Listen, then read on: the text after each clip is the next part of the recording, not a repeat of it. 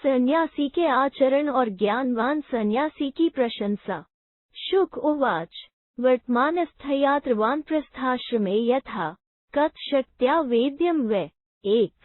शुकदेव जी ने पूछा, पिताजी, ब्रह्मचर्य और गार्हस्थ्य आश्रमों में जैसे शास्त्रोक्त नियम के अनुसार चलना आवश्यक है, उसी प्रकार इस वानप्रस्थ आश्रम में भी शास्त्रोक्त नियम का पालन करते हुए चलना चाहिए।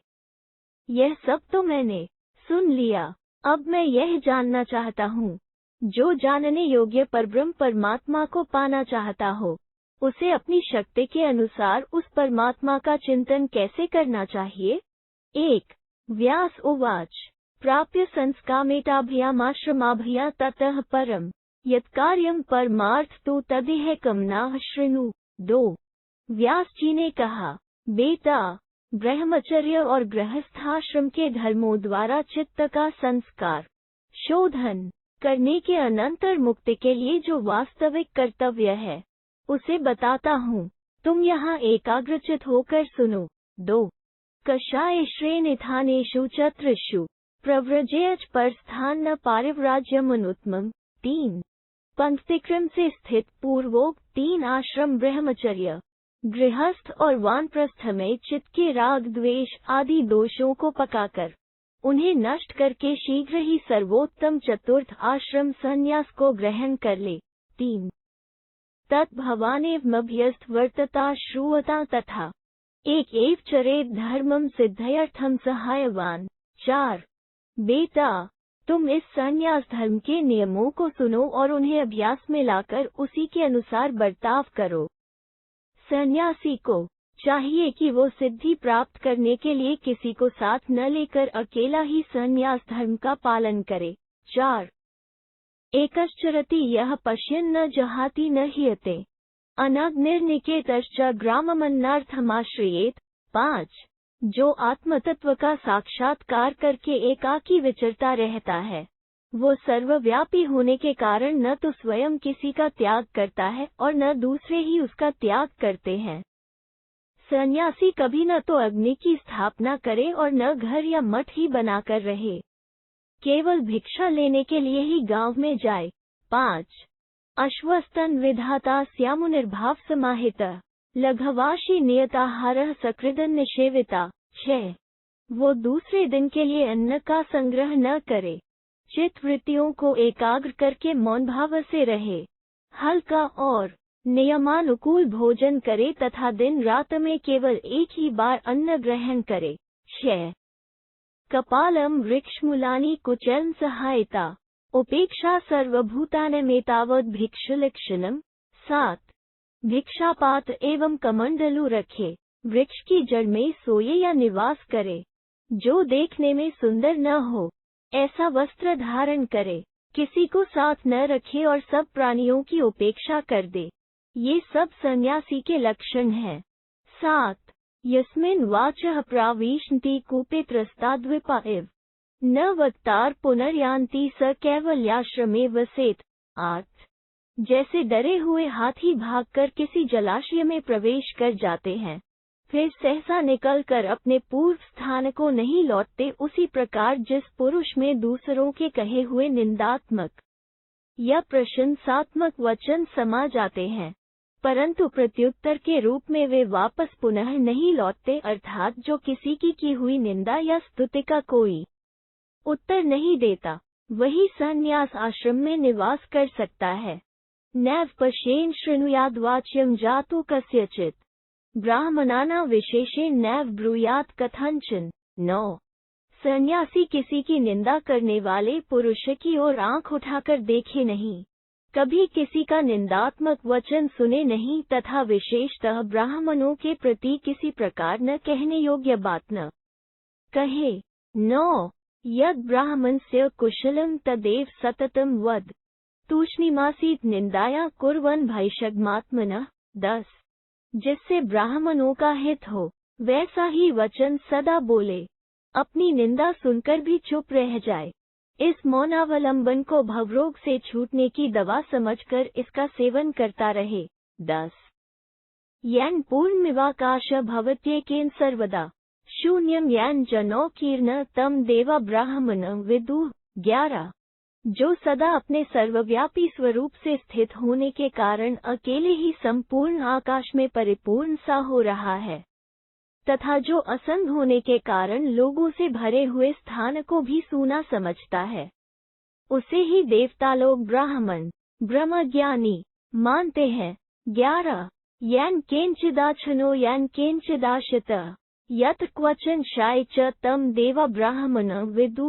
12 जो जिस किसी भी वस्त्र वल्कल आदि वस्तु से अपना शरीर ढक लेता है, समय पर जो भी रूखा सूखा मिल जाए उसी से भूख मिटा लेता है और जहाँ कहीं भी सो रहता है, उसे देवता ब्रह्मज्ञानी समझते हैं। 12 अयरिव गणाद भीतः सोहित्यानरकादिव कुनपादिव च स्त्रीभ्यस्तम देवा ब्राह्मण विदु। 13 जो जन समुदाय को सर्प सा समझकर उसके निकट जाने से डरता है, स्वादिष्ट भोजन जनित तृप्ति को नरक सा मानकर उससे दूर रहता है और स्त्रियों को मुर्दों के समान समझकर उनकी ओर से विरक्त होता है, उसे देवता ब्रह्मज्ञानी मानते हैं। 13 न क्रुधयेन प्रहृष्ये च मानितो मानितश्च यः सर्वभूतेषु भयदस्तम देवा ब्राह्मण विदु। 14 जो सम्मान प्राप्त होने पर हर्षित, अपमानित होने पर कुपित नहीं होता तथा जिसने संपूर्ण प्राणियों को अभय दान कर दिया है, उसे ही देवता लोग ब्रह्मज्ञानी मानते हैं। 14 नाभिनंदे मरण नाभिनंदे जीवितम काल में प्रतीक्षेत निदेश भरितको यथा। 15 सन्यासी न तो जीवन का अभिनंदन करे और न मृत्यु का ही, जैसे सेवक स्वामी के आदेश की प्रतीक्षा करता रहता है, उसी प्रकार उसे भी काल की प्रतीक्षा करनी चाहिए। 15 अनभ्याः चित्तः निर्मुक्तः सर्वपाप भयो निर्मित्रस्य की भयम। 16 सन्यासी अपने चित्त को राग द्वेष आदि दोषों से दूषित न होने दे, अपनी वाणी को निंदा आदि दोषों से बचावे और संपूर्ण पापों से मुक्त होकर सर्वथा शत्रुहीन हो जाए। जिसे ऐसी स्थिति प्राप्त हो उसे किसी से क्या भय हो सकता है। 16 अभयम सर्वभूतेभ्यो भूतानां भयम ततः तस्य मोहाद् विमुक्तस्य भयम नास्ति कुतश्चन।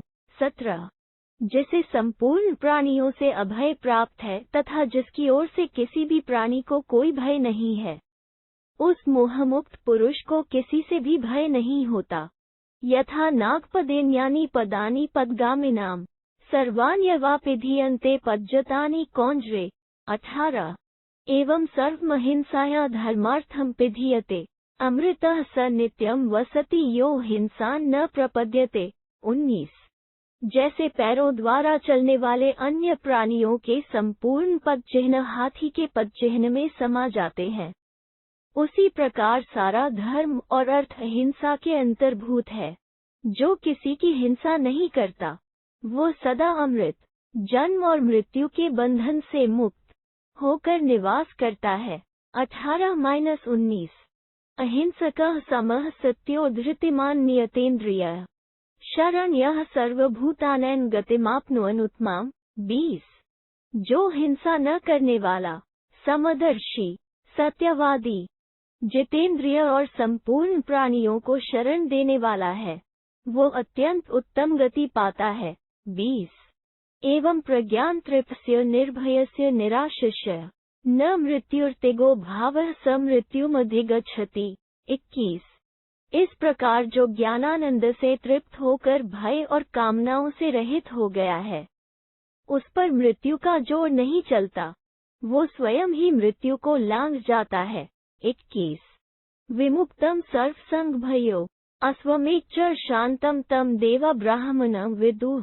22 जो सब प्रकार की आसक्तियों से छूटकर मुनिवृत्ति से रहता है, आकाश की भांति निर्लेप और स्थिर है, किसी भी वस्तु को अपनी नहीं मानता, एकाकी विचरता और शांत भाव से रहता है, उसे देवता ब्रह्मवेत्ता मानते हैं।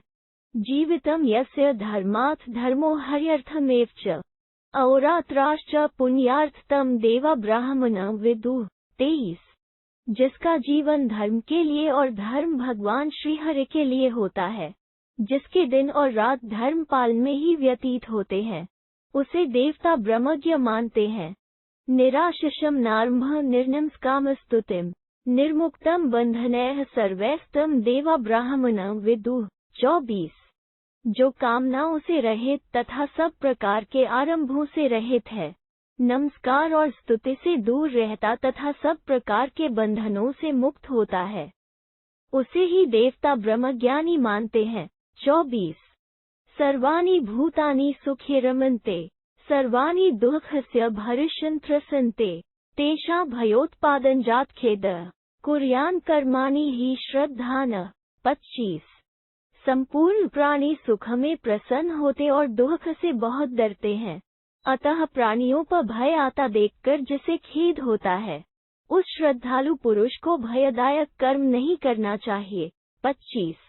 दान न हि भूत भय दक्षिणाया सर्वाणि दानान्यधितिष्ठति तीक्ष्णा तनो यह प्रथम जहाति प्रजाभय। 26। इस जीवों को अभय की दक्षिणा देना सब दानों से बढ़कर है। जो पहले से ही हिंसा का त्याग कर देता है, वो सब प्राणियों से निर्भय होकर मोक्ष प्राप्त कर लेता है। 26। उत्तान आस्ये न हविजुहोति लोकस्य नाभिजगतः प्रतिष्ठा तस्यान्गम गानि कृताकृत्य वैश्वानरः सर्वमिदं प्रपेदे। 27। जो सन्यासी खोले हुए मुख में प्राणाय स्वाहा इत्यादि मंत्रों से प्राणों के लिए अन्न की आहुति नहीं देता, अपितु प्राणों, इंद्रिय, मन आदि को ही आत्मा में होम देता लीन करता है, उसका मस्तक आदि सारा अंग समुदाय तथा किया हुआ और नहीं किया हुआ कर्म समूह अग्नि का ही अवयव हो जाता है, अर्थात वह उस अग्नि का स्वरूप हो जाता है जो सृष्टि के आरंभ से ही प्राणियों के नाभिस्थान उदर में जठरानल रूप में विराजमान है तथा संपूर्ण आश्रय है। उस वैश्वन अग्नि ने इस संपूर्ण व्याप्त कर रखा है। 27। प्रादेशमात्रे हृदि निःसृत्यत तस्मिन् प्राणानात्मयाजी जुहोति तस्याग्निहोत्रम हुतमात्मसस्त सर्वेषु लोकेषु सदैवकेषु। 28। आत्मयज्ञ करने वाला ज्ञानी पुरुष नाभ से लेकर हृदय तक का जो प्रादेश मात्र स्थान है, उसमें प्रकट हुई जो चैतन्य ज्योति है, उसी में समस्त प्राणों की इंद्रिय, मन आदि की आहुति देता है, अर्थात समस्त प्राणादि का आत्मा में लय करता है। उसका प्राणाग्निहोत्र यद्यपि अपने शरीर के भीतर ही होता है, तथापि वो सर्वात्मा होने के कारण उसके द्वारा देवताओं सहित संपूर्ण लोकों में प्राणाग्निहोत्र कर्म संपन्न हो जाता है, अर्थात उसके प्राणों की तृप्ति से संपूर्ण ब्रह्मांड के प्राण तृप्त हो जाते हैं। 28। देव त्रिधातो त्रिवृता सुपर्ण ये विद्युर्ग्रया परमात्मतांच ते सर्वलोकेषु महीयमाना देवाः समर्त्याः सुकृत वदन्ति। 29।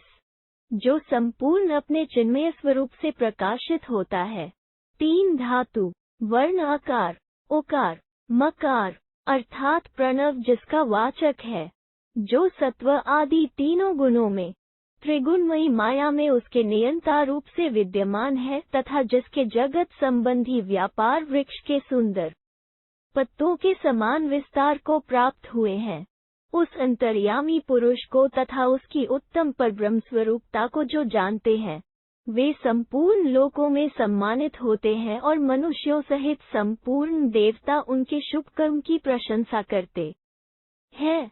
29। वेदांश्च वेद्यम तु विधि च कृत्स्न मथो निरुक्तम परमार्थता च सर्वं शरीरात्मनि यः प्रवेद तस्यैव देवाः स्पृहयन्ति नित्यम्। 30। संपूर्ण वेद शास्त्र, ज्ञेय वस्तु, आकाश आदि भूत और भौतिक जगत, समस्त विधि, कर्मकांड, निरुक्त, शब्द प्रमाणगम्य परलोक आदि और परमार्थता, आत्मा की सत्य स्वरूपता, यह सब कुछ शरीर के भीतर विद्यमान आत्मा में ही प्रतिष्ठित है। ऐसा जो जानता है, उस सर्वात्मा ज्ञानी पुरुष की सेवा के लिए देवता भी सदा लालायित रहते हैं। 30। भूमा उस्क दिवी चा प्रमेयम हिरण्यम योनचमंड मध्ये पतत्रिन पक्षिन्मंत्रिक्षे यो वेद भोग्यात्मनि रश्मिन दीप्त। 31।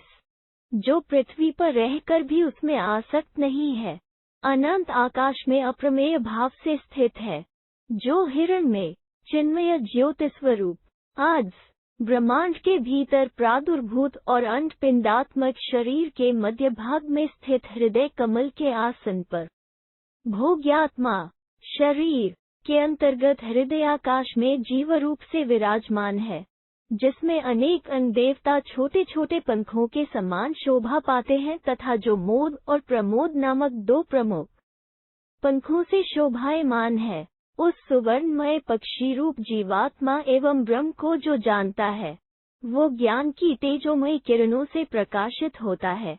31। आवर्तमान मजृन विवर्तन शनाभिका द्वादशार्सोपव यस्येद्मास्य पर्याति विश्वम तत्काल चक्रम निहित गुहायाम। 32।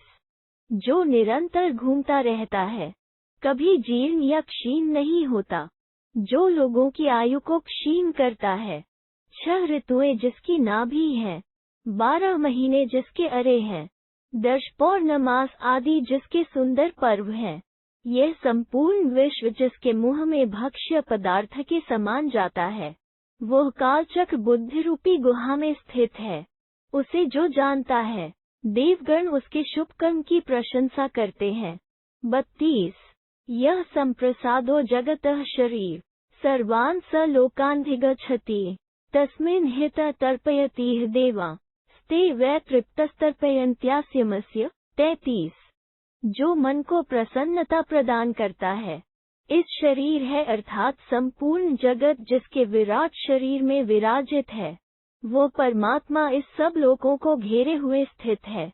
उस परमात्मा में ध्यान द्वारा स्थापित किया हुआ मन इस देह में स्थित देवताओं प्राणों को तृप्त करता है और वे तृप्त हुए प्राण उस ज्ञानी के मुख को ज्ञानामृत से तृप्त करते हैं। 33।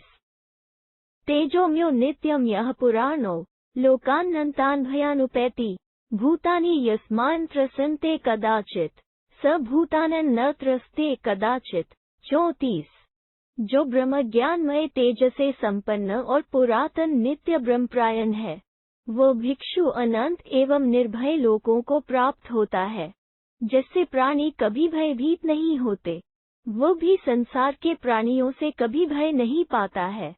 अघनियो न च स वै विप्रः परमात्मान्मीक्षेत् विनीत मोहो व्यपनीत कल्मषो न चेह नामुत्र च सोन्नमृच्छति। 35। जो न तो स्वयं निंदनीय है और न दूसरों की निंदा करता है, वही ब्राह्मण परमात्मा का दर्शन कर सकता है।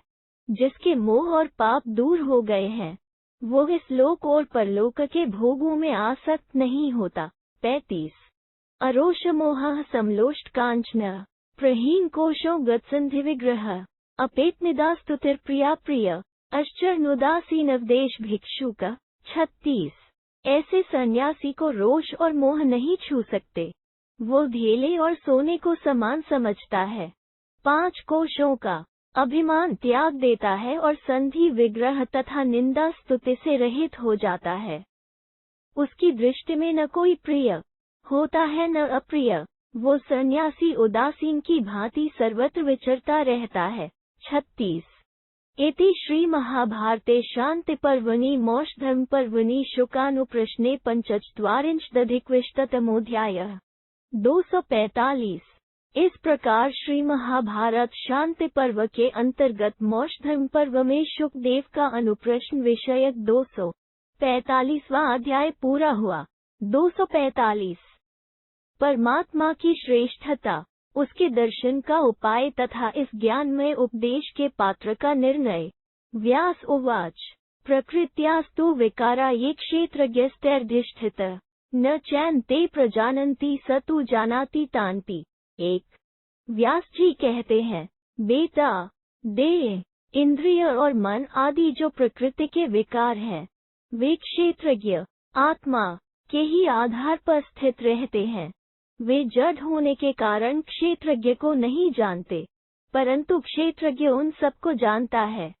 त्याश्चैव कुरुते कार्यं मनः षष्ठैरिन्द्रियैः सुदान्तैरिव संयन्ताद्रिः परं वाजभिः। 2 जैसे चतुर सारथी अपने वश में किए हुए बलवान और उत्तम घोड़ों से अच्छी तरह काम लेता है, उसी प्रकार यहाँ क्षेत्रज्ञ भी अपने वश में किए हुए मन सहित इंद्रियों के द्वारा संपूर्ण कार्य सिद्ध करता है।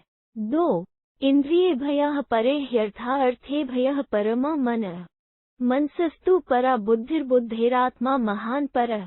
3 इंद्रियों की अपेक्षा उनके विषय बलवान है, विषयों से मन बलवान है, मन से बुद्धि बलवान है और बुद्धि से जीवात्मा बलवान है। 3 महतः अमृतान पर किंचित सा काष्ठा सा परागति। 4 जीवात्मा से बलवान है अव्यक्त मूल प्रकृति और अव्यक्त से बलवान और श्रेष्ठ है अमृत स्वरूप परमात्मा। उस परमात्मा से बढ़कर श्रेष्ठ कुछ भी नहीं है, वही श्रेष्ठता की चरम सीमा और परम गति है। 4 एवं सर्वेषु भूतेषु न प्रकाशते दृश्यते त्वग्रेया बुद्धया सूक्ष्मया सूक्ष्मदर्शिभिः। 5 इस प्रकार संपूर्ण प्राणियों के भीतर उनकी हृदय गुफा में छिपा हुआ वो परमात्मा इंद्रियों द्वारा प्रकाश में नहीं आता। सूक्ष्मदर्शी ज्ञानी महात्मा ही अपनी सूक्ष्म एवं श्रेष्ठ बुद्धि द्वारा उसका दर्शन करते हैं। 5 अंतरात्मनि संलीय मनः षष्ठानि मेध्या इंद्रियाणीन्द्रियार्थांश्च बहुचिन्त्यमचिन्तन्। 6 ध्यानेनोपमा कृत्वा विद्यासम्पादितं मनः अनीश्वरः प्रशान्तात्मा ततोर्च्छत्यमित पदम्। 7 योगी बुद्धि के द्वारा मन सहित इंद्रियों और उनके विषयों को अंतरात्मा में लीन करके नाना प्रकार के चिंतनीय विषय का चिंतन न करता हुआ जब विवेक द्वारा विशुद्ध किए हुए मन को ध्यान के द्वारा सब ओर से पूर्णतया उपरत करके अपने को कुछ भी करने में असमर्थ बना लेता है, अर्थात सर्वथा कर्तापन के अभिमान से शून्य हो जाता है, तब उसका मन अविचल परम शांति संपन्न हो जाता है और वो अमृत स्वरूप परमात्मा को प्राप्त हो जाता है। 6-7 इंद्रियाणा तो सर्वेशा वश्यात्मा चलित स्मृति आत्मनः संप्रदानन मृत्यो मृत्युमुपाश्नुते।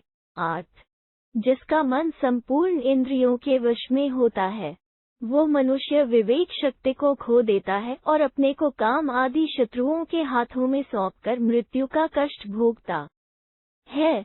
8 आहत्य सर्वसंकल्पान् सत्त्वे चित्त निवेशयेत् सत्त्वे चित्त समावेश्य ततः कालजरो भवेत्। 9 अतः सब प्रकार के संकल्पों का नाश करके चित्त को सूक्ष्म बुद्धि में लीन करे, इस प्रकार बुद्धि में चित्त का लय करके वो काल पर विजय पा जाता है।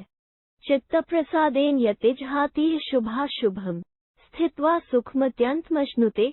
10 चित्त की पूर्ण शुद्धि से संपन्न हुआ यत्नशील योगी इस शुभ और अशुभ को त्याग देता है और प्रसन्नचित एवं आत्मनिष्ठ होकर अक्षय सुख का उपभोग करता है। 10 लक्षण तु प्रसादस्य यथा स्वप्ने सुख स्वपेत निवाते वा यथा दीपो दीप्यमानो न कंपते।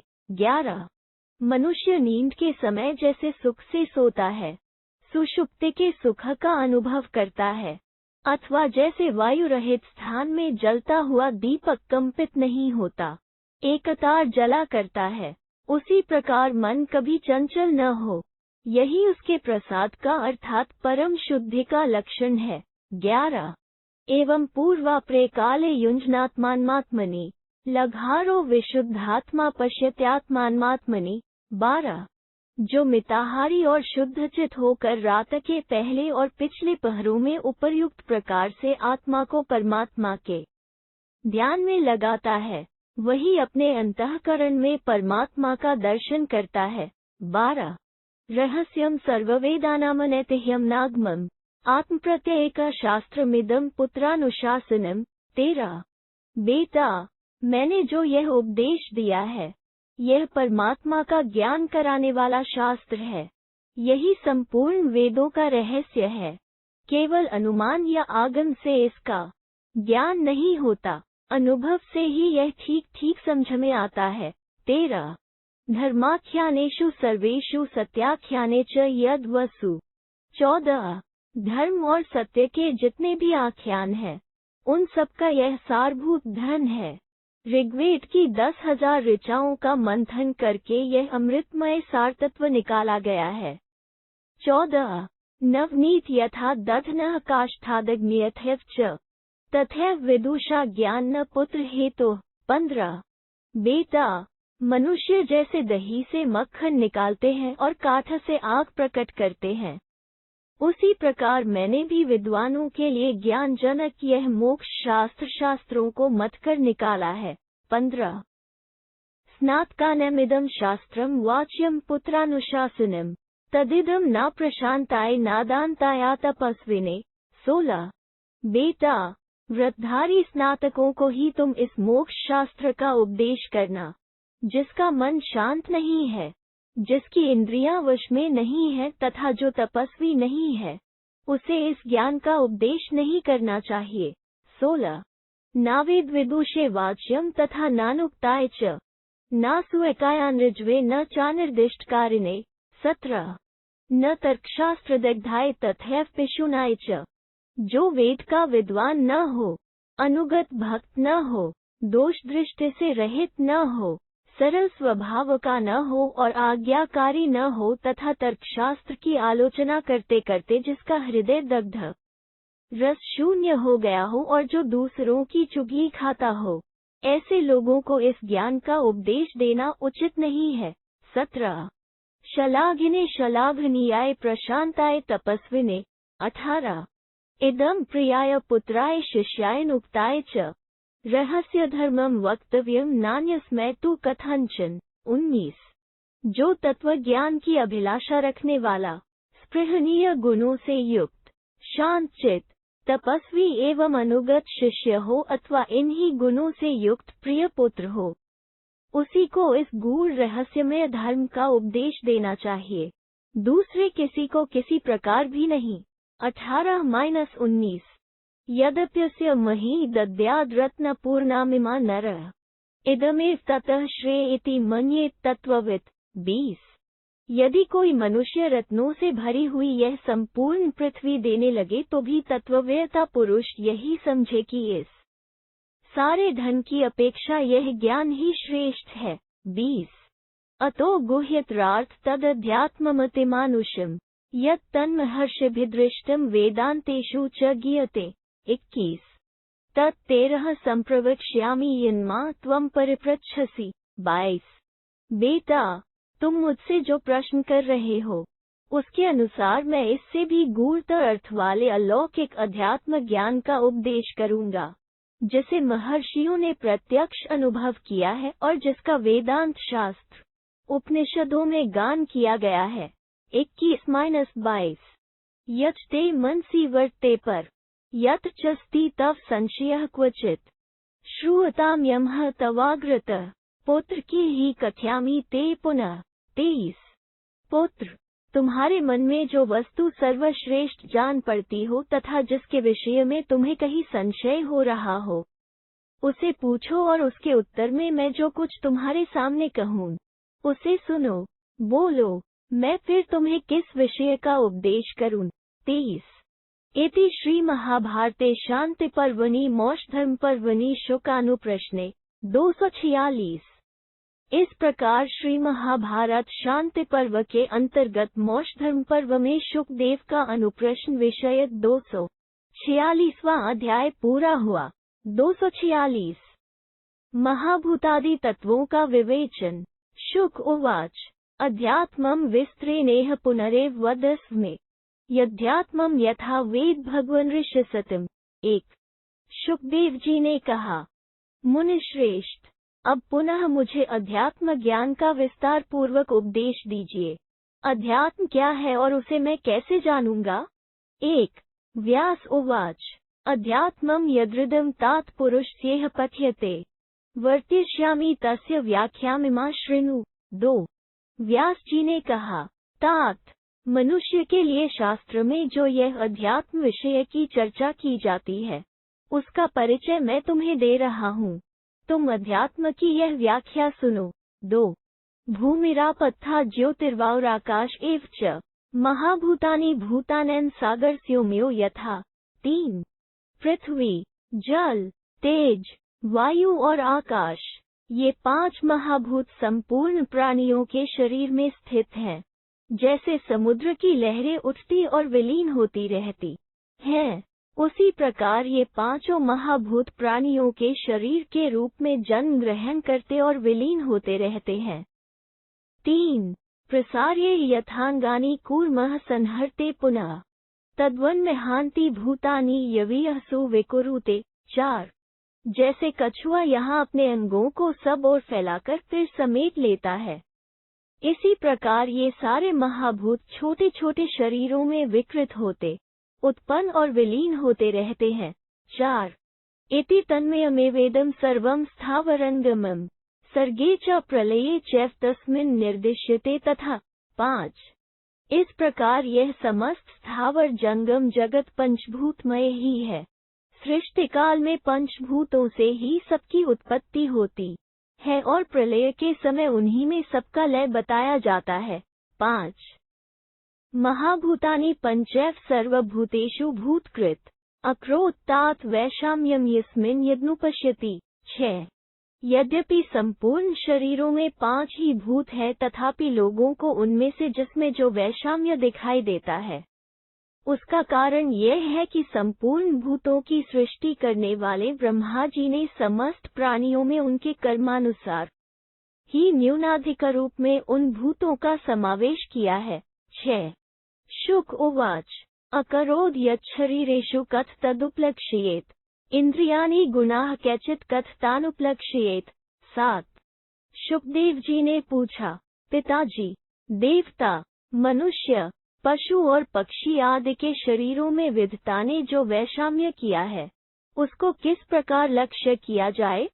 शरीर में इंद्रियां भी हैं और कुछ गुण भी हैं, उन्हें कैसे देखा जाए? उनमें से कौन किस महाभूत के कार्य हैं, इसकी पहचान कैसे हो?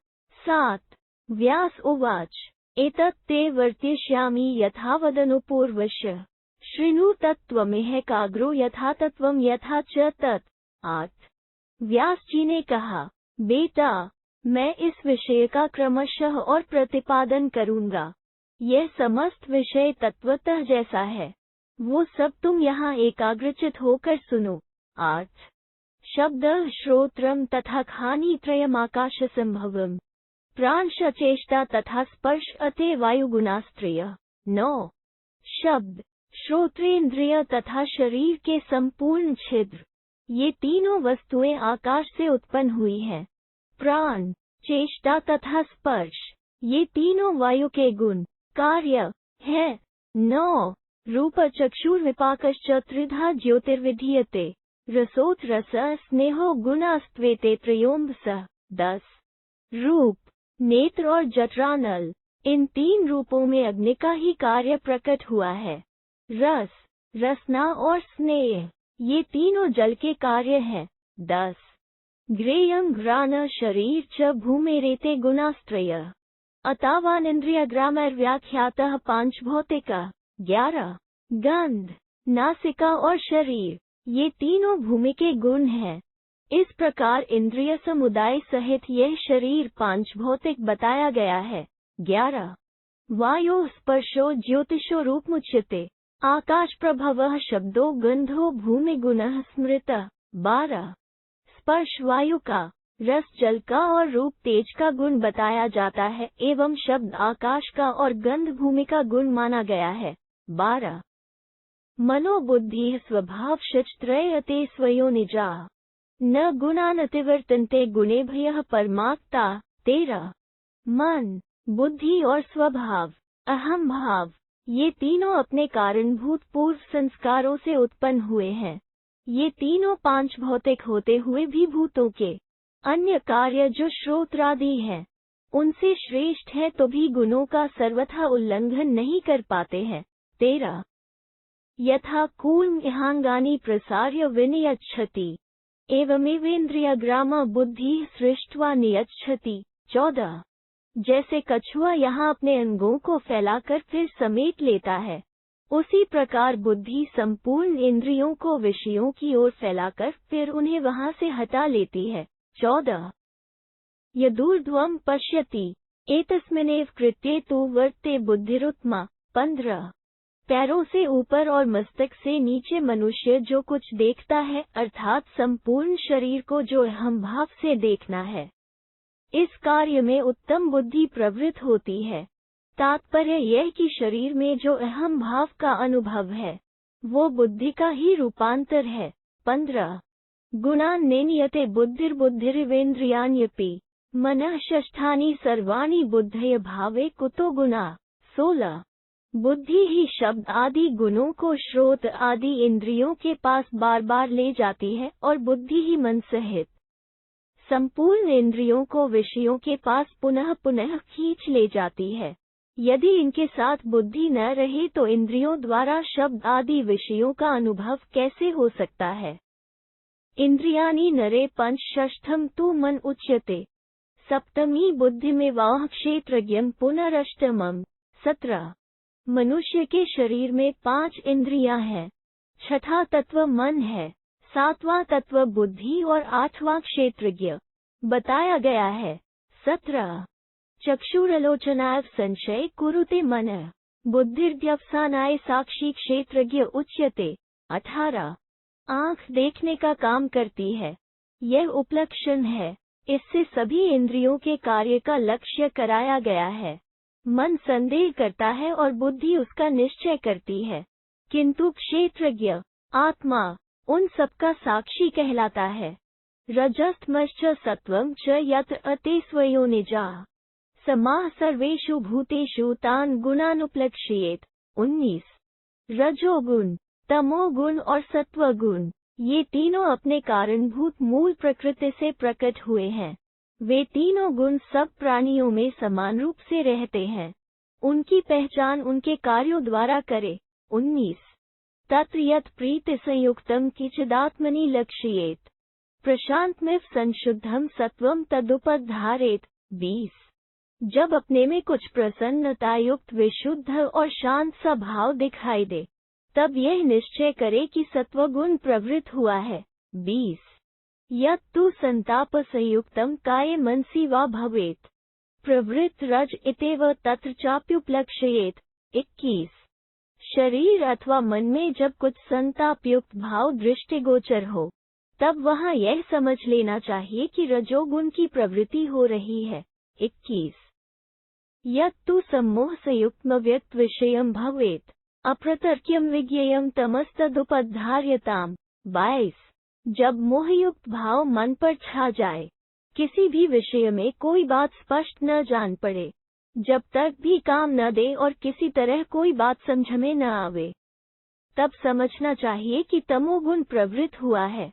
22 प्रहर्षः प्रीतिरानंदः साम्यं स्वस्थात्मचित्ता अकस्माद् यदि वा अकस्माद् वर्तन्ते सात्विका गुणा।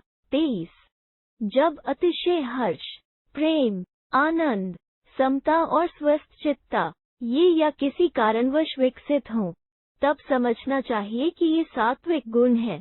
23 अभिमानो मृषादो लोभो मोहस्तथा क्षमा लिंगानि रजसस्तानि वर्तन्ते हेतुतः। 24 अभिमान, असत्य भाषण, लोभ, मोह और असहनशीलता, ये दोष चाहे किसी कारण से प्रकट हुए हों अथवा बिना कारण के हर एक परिस्थिति में रजोगुण के ही चिन्ह माने गए हैं। 24 तथा मोहः प्रमादश्च निद्रा तंद्रा प्रबोधिता कच्चिद् विवर्तन्ते विज्ञेया तामसा गुणा। 25 इसी प्रकार मोह, प्रमाद, निद्रा, तंद्रा और अज्ञान जिस किसी कारण से हो जाया, उन्हें तमोगुण का कार्य जानना चाहिए। 25 इति श्री महाभारते शांति पर्वणि मोक्षधर्म पर्वणि शुकानुप्रश्ने 47 247। इस प्रकार श्री महाभारत शांति पर्व के अंतर्गत मोक्षधर्म पर्व में शुकदेव का अनुप्रश्न विषय 247वां अध्याय पूरा हुआ। 247 बुद्धि की श्रेष्ठता और प्रकृति पुरुष विवेक। व्यास उवाच मनोविसृजते भाव बुद्धिर्व्यवसायिनी हृदयम प्रिया प्रिय वेद त्रिविधा कर्म चोदना। एक व्यास जी कहते हैं, पुत्र, कर्म करने में 3 प्रकार से प्रेरणा प्राप्त होती है। पहले तो मन संकल्प मात्र से नाना प्रकार के भाव की सृष्टि करता है, बुद्धि उसका निश्चय करती है।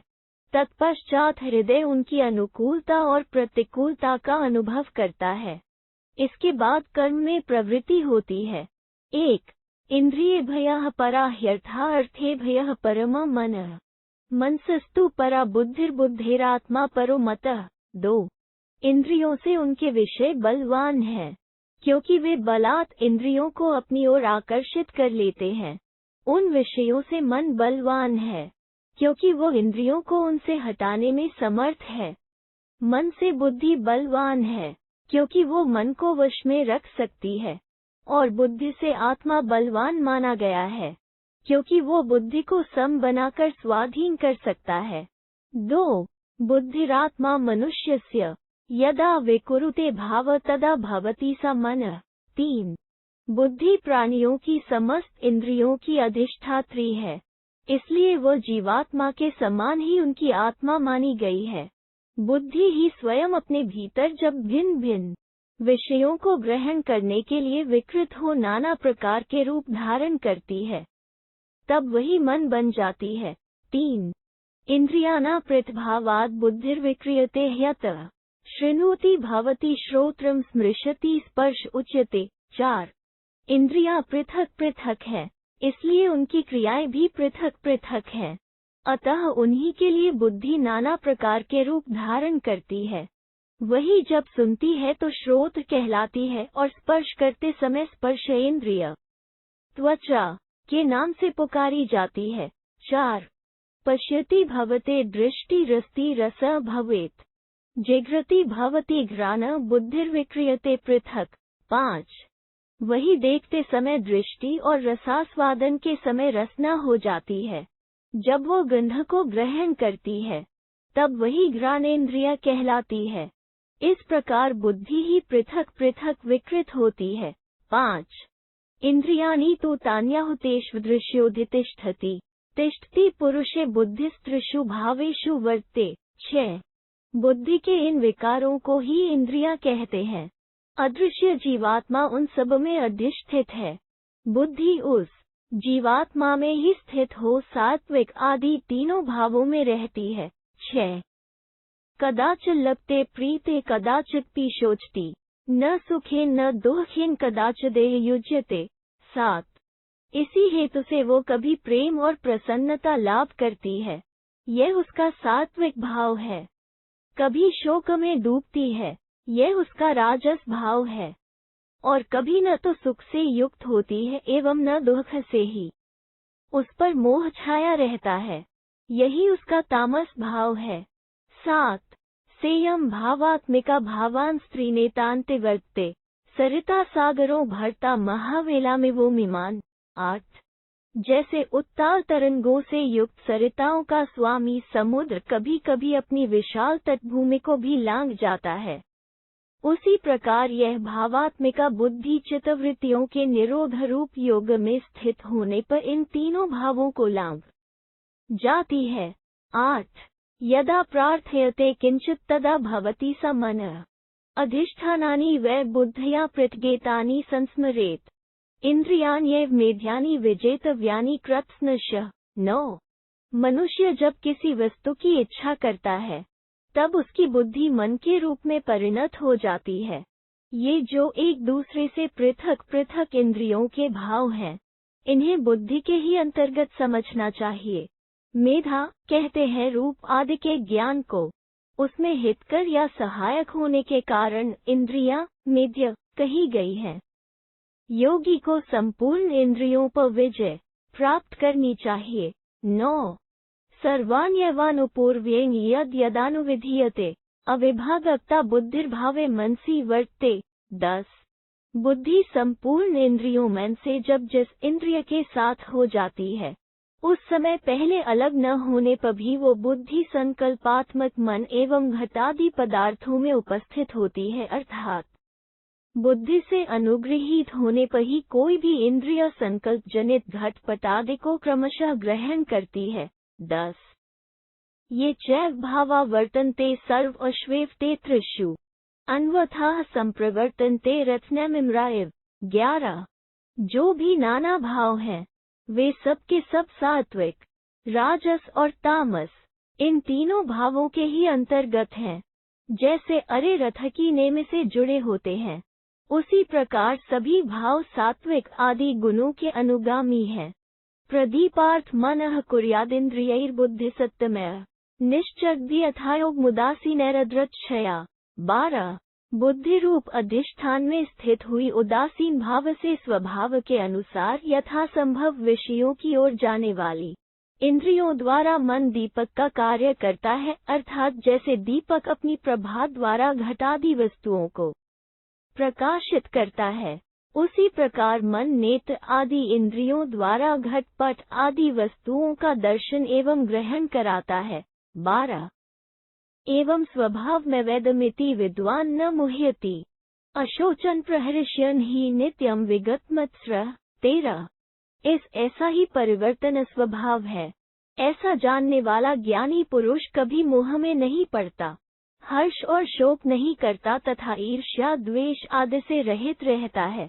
13 न चात्मा शक्यते द्रष्टुमिन्द्रियैः कामगोचरः प्रवर्तमानैर्नेय दुष्करैर्कृतात्मभिः। 14 जो दुष्कर्म प्रायण और अशुद्ध अंतःकरण वाले हैं, वे अज्ञानी पुरुष अन्याय पूर्वक मनोवांछित विषयों में विचरने वाली इंद्रियों द्वारा आत्मा का दर्शन नहीं कर सकते। तेषा तो मनसा रश्मिं यदा सम्यच्छति तदा प्रकाशते स्यात्मा दीपन दीप्ता। 15 परंतु जब मनुष्य अपने मन के द्वारा इंद्रिय रूपी अश्वों की बागडोर को सदा पकड़े रहकर उन्हें अच्छी तरह काबू में कर लेता है, तब उसे ज्ञान के प्रकाश में आत्मा का दर्शन उसी प्रकार होता है जिस प्रकार दीपक के प्रकाश में किसी वस्तु की आकृति स्पष्ट दिखाई देती है। 15 सर्वेषामेव भूतानां तमस्य पक्ते यथा प्रकाश भवते सर्वं तथेदमुपधार्यताम्। 16 जैसे अंधकार दूर हो जाने पर सभी प्राणियों के सामने प्रकाश छा जाता है, उसी प्रकार यह निश्चित रूप से समझ लो कि अज्ञान का नाश होने पर ही ज्ञान स्वरूप आत्मा का साक्षात्कार होता है।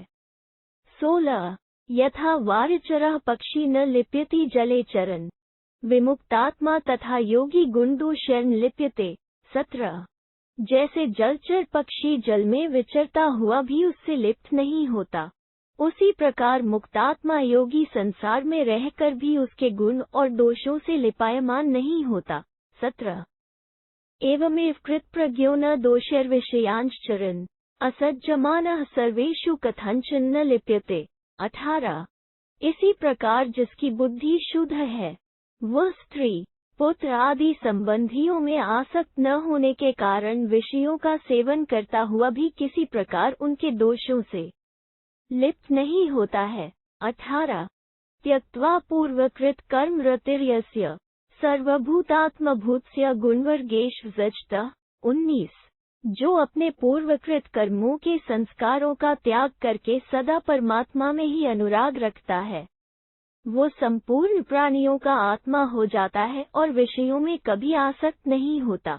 19 सत्वमात्मा प्रसृति गुणान् वापि कदाचन न गुणा विदुरात्मा न गुणान् वेद स सर्वदा। 20 परिदृष्टा गुणाना च परिसृष्टा यथार्थम् सत्वक्षेत्रज्ञयोरदंत्र विद्धि सूक्ष्म्योः। 21 जीवात्मा कभी बुद्धि की ओर झुकता है और कभी गुणों की ओर।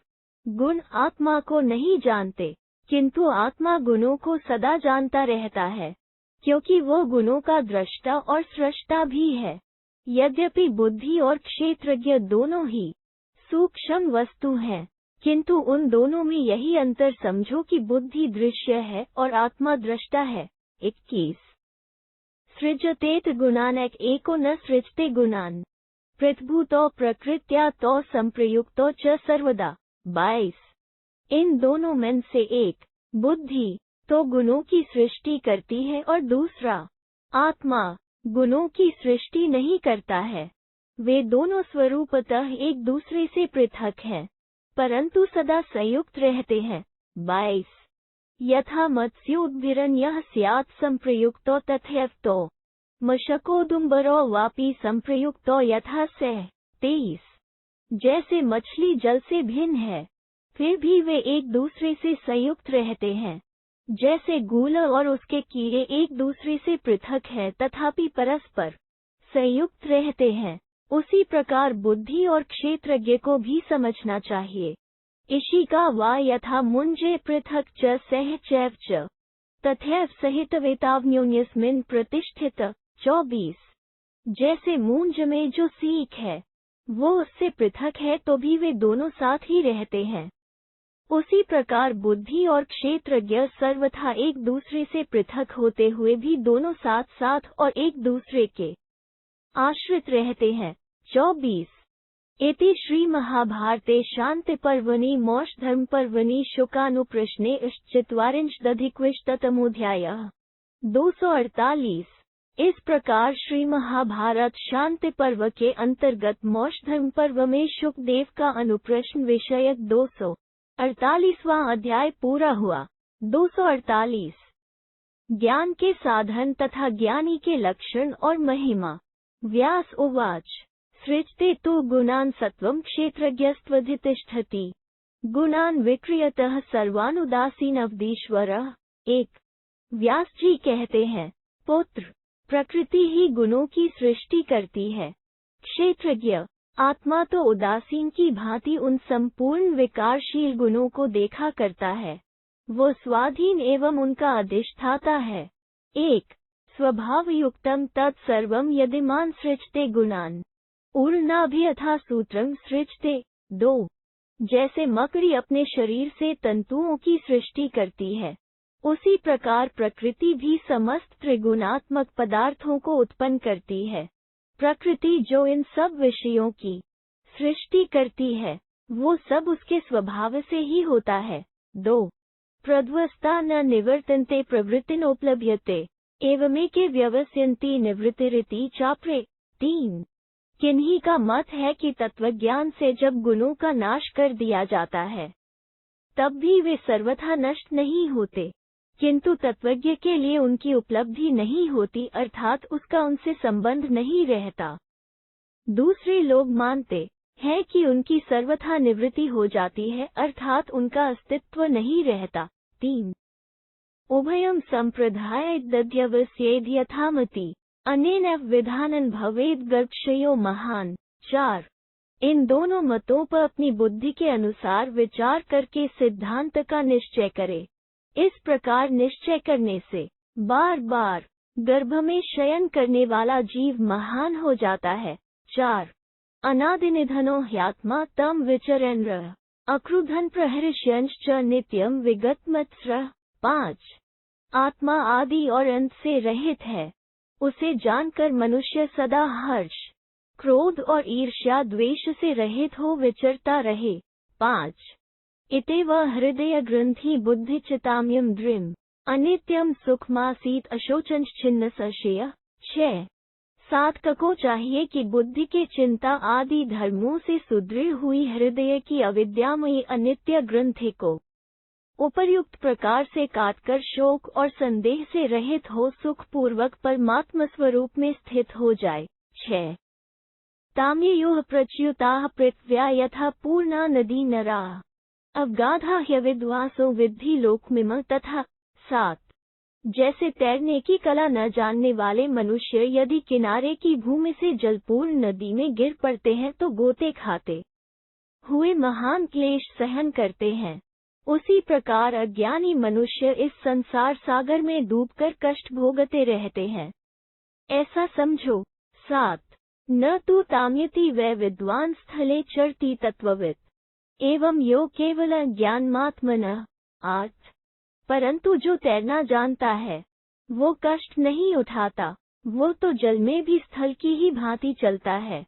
उसी तरह ज्ञान स्वरूप विशुद्ध आत्मा को प्राप्त हुआ तत्ववेता संसार सागर से पार हो जाता है। 8 एवं नरः सर्वं भूतानामास्ते गतिम् संवेक्ष्य च वैषम्यं लभते शम्योत्तमम्। 9। जो मनुष्य इस प्रकार संपूर्ण प्राणियों के आवागमन को जानता तथा उनकी विषम अवस्था पर विचार करता है, उसे परम उत्तम शांति प्राप्त होती है। 9। एतद् वै जन्म सामर्थ्यम ब्राह्मणस्य विशेषतः आत्मज्ञान न शंश चैव पर्याप्त तत्परायणम। 10। विशेष रूप से ब्राह्मण में और समान भाव से मनुष्य मात्र में इस ज्ञान को प्राप्त करने की जन्मसिद्ध शक्ति है। मन और इंद्रियों का संयम तथा आत्मज्ञान मोक्ष प्राप्ति के लिए पर्याप्त साधन है। 10। शुद्ध है विज्ञाय तद विमुच्यन्ते कृतकृत्या मनीषिणः। 11। शम और आत्मतत्व को जानकर पुरुष अत्यंत शुद्ध बुद्ध हो जाता है। ज्ञानी का इसके सिवा और क्या लक्षण हो सकता है। बुद्धिमान मनुष्य इस आत्मतत्व को जानकर कृतार्थ और मुक्त हो जाते हैं। 11। न भवति विदुषा महद्भयम् यद्विदुषा सुमहद्भयम् परत्र न हि गतिरधिकस्ति कस्यचित् भवति हि या विदुषः सनातनी। 12। परलोक में जो अज्ञानी मनुष्यों को महान भय प्राप्त होता है, यह महान भय ज्ञानी पुरुषों को नहीं होता। ज्ञानी को जो सनातन गति प्राप्त होती है, उससे बढ़कर उत्तम गति और किसी को भी प्राप्त नहीं होती। 12। लोकमातुर्मसूयते जन तदेव च निरीक्ष्य शोचते तत्र पश्य कुशलान् शोचतो ये विदुस्तदुभयम् कृताकृतम्। 13। कुछ लोग मनुष्यों को दुखी और रोगी देखकर उनमें दोष दृष्टि करते हैं और दूसरे लोग उनकी वो अवस्था देखकर शोक करते हैं, परंतु जो कार्य और कारण दोनों को तत्व से जानते हैं, वे शोक नहीं करते। तुम उन्हीं लोगों को वहाँ कुशल समझो। 13। यत् करोत्यनभिसन्धिपूर्वकम् तच्च निर्नुदति न प्रियं तदुभयं न चाप्रियं तस्य तज्जनयतिः कुर्वतः। 14। कर्मपरायण मनुष्य निष्काम भाव से जिस कर्म का अनुष्ठान करते हैं, वो पहले के किए हुए सकौम या अशुभ कर्मों को भी नष्ट कर देता है। इस प्रकार कर्म करने वाले साधक के कर्म इस लोक में या परलोक में कहीं भी उसका भला बुरा या दोनों कुछ भी नहीं कर सकते। इति श्री महाभारते शांति पर्वणि मोक्षधर्म पर्वणि शुकानुप्रश्ने 49-अधिकविंशतितमोऽध्यायः। 249। इस प्रकार श्री महाभारत शांति पर्व के अंतर्गत मोक्ष धर्म पर्व में शुकदेव का अनुप्रश्न विषयक 249वां अध्याय पूरा हुआ। 249। परमात्मा की प्राप्ति का साधन, संसार नदी का वर्णन और ज्ञान से ब्रह्म की प्राप्ति। शुक उवाच परो धर्मो विद्यते नेह कश्चन यो विशिष्टश्च धर्मे भयस्तम भगवान प्रब्रवीतु में। 1। शुकदेव जी ने पूछा, पिताजी, इस जिस धर्म से बढ़कर दूसरा कोई धर्म नहीं है तथा जो सब धर्मों से श्रेष्ठ है, उसका आप मुझसे वर्णन कीजिए। 1। व्यास उवाच धर्मं ते संप्रवक्ष्यामि पुराण ऋषिभिः कृतं विशिष्टं सर्वधर्मेभ्यस्तमेकं नाह शृणु। 2। व्यास जी ने कहा, बेटा, मैं ऋषियों के बताए हुए उस प्राचीन धर्म का, जो सब धर्मों से श्रेष्ठ है, तुमसे यहाँ वर्णन करता हूँ। एकाग्रचित होकर सुनो। 2। इंद्रियाणि प्रमाथीनि बुद्धया संयम्य यत्नतः सर्वतो निष्पतिष्णुनि पिता बालानिवाम जान। 3। जैसे पिता अपने छोटे पुत्रों को काबू में रखता है, उसी प्रकार मनुष्य को चाहिए कि वो सब विषयों पर टूट पड़ने वाली अपनी प्रमथनशील इंद्रियों का बुद्धि के द्वारा यत्न पूर्वक संयम करके उन्हें वश में रखे। 3। मनसश्चेन्द्रियाणा चाप्यैकाग्र्यं परम तपः तज्ज्ञायः सर्वधर्मेभ्यः स धर्मः पर उच्यते। 4। मन और इंद्रियों की एकाग्रता ही सबसे बड़ी तपस्या है। यही सब धर्मों से श्रेष्ठतम परम धर्म बताया जाता है। 4। तानि सर्वाणि संधाय मनः षष्ठानि मिथ्या आत्मतृप्त इवासीत बहुचिन्त्यमचिन्तन। 5। मन सहित संपूर्ण इंद्रियों को बुद्धि के द्वारा स्थिर करके बहुत से चिंतनीय विषयों का चिंतन न करते हुए अपनी आत्मा में तृप्त सा होकर निश्चिंत और निश्चल हो जाए। 5 गोचभ्यो निवृत्तानि यदा स्थास्यन्ति वेश्मनि तदा पर द्रक्ष्यसि शाश्वम। 6 जिस समय ये इंद्रियां अपने विषयों से हटकर अपने निवास स्थान में स्थित हो जाएंगी, उस समय तुम स्वयं ही उस सनातन परमात्मा का दर्शन कर लोगे।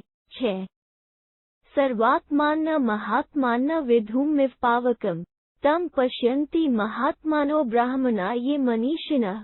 7 धूम रहित अग्नि के समान देदीप्यमान वो परमेश्वर ही सबका आत्मा और परम महान है। महात्मा एवं ज्ञानी ब्राह्मण ही उसे देख पाते हैं। 7 यथा पुष्पफलोपेतो बहुशाखो महाद्रुमा आत्मनो नाभिजानीते क्व मे पुष्पं क्व मे फलम्। 8 एवमात्मा न जानीते क्व गमिष्ये कुतस्त्वहम् अन्यो ह्यत्रान्तरात्मास्ति यः सर्वमनुपश्यति। 9 जैसे फल और फूलों से भरा हुआ अनेक शाखाओं से युक्त विशाल वृक्ष अपने ही विषय में यह नहीं जानता कि कहाँ मेरा फूल है और कहाँ मेरा फल है, उसी प्रकार जीवात्मा यह नहीं जानता कि मैं कहाँ से आया हूँ और कहाँ जाऊंगा। किंतु शरीर में जीव से पृथक दूसरा ही अंतरात्मा है, जो सबको सब प्रकार से निरंतर देखता रहता है।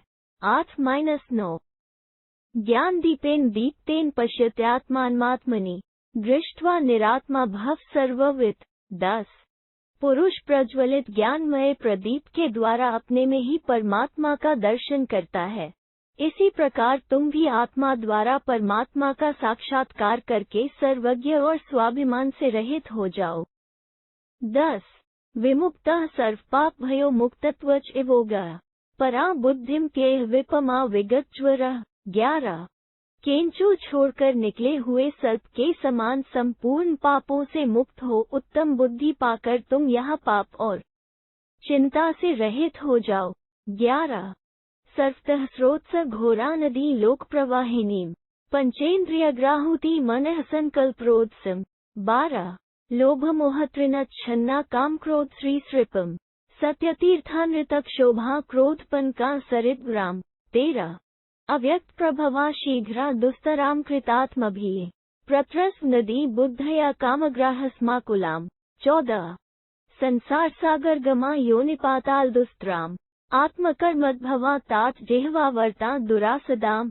15 यह संसार एक भयंकर नदी है, जो संपूर्ण लोक में प्रवाहित हो रही है। इसके स्रोत संपूर्ण दिशाओं की ओर बहते हैं। 5 ज्ञानेंद्रियां इसके भीतर 5 ग्राहों के समान है। मन के संकल्प ही इसके किनारे हैं।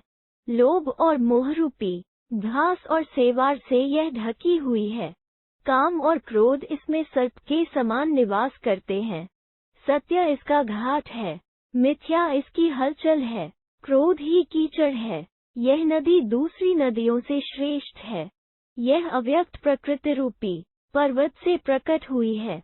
इसके जल का वेग बड़ा प्रखर है। अजितात्मा पुरुषों के लिए इसे पार करना अत्यंत कठिन है।